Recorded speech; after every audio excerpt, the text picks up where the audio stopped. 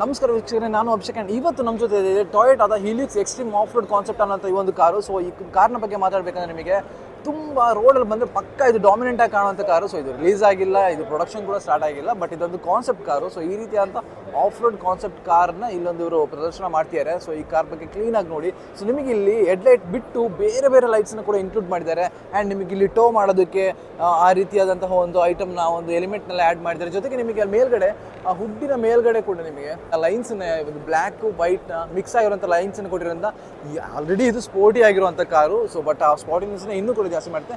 And ನಿಮಗೆ ಸೈಡಲ್ಲಿ ನೋಡಿದರೆ ಈ ಒಂದು ಕಾರ್ ಎಷ್ಟು ಹ್ಯೂಜ್ ಆಗಿದೆ ಅಂತ ನಿಮಗೆ ಗೊತ್ತಾಗುತ್ತೆ. ಸೊ ನಿಮಗೆ ಏನು ಹೇಳ್ತೀರಿ? ಸೊ ಇಂಡಿಯಾದಲ್ಲಿ ಈ ರೀತಿಯಾದಂಥ ಕಾರ್ ಅಂತೂ ಬಂದರೆ ಪಕ್ಕ ಮೂವ್ ಆಗುತ್ತೆ ಎಲ್ಲೋ ಗೊತ್ತಿಲ್ಲ, ಬಟ್ ರೋಡ್ ಪ್ರೆಸೆನ್ಸ್ ಮಾತ್ರ ಸಕಲಾಗಿರುತ್ತೆ. ಸೊ ಇದು ಟೊಯೋಟಾ ಹೀಲಿಕ್ಸ್ ಬಗ್ಗೆ. ನಿಮಗೆ ಈ ಕಾರ್ ಬಗ್ಗೆ ಏನಿಸ್ತು ಅಂತ ಕಮೆಂಟ್ ಮಾಡಿ.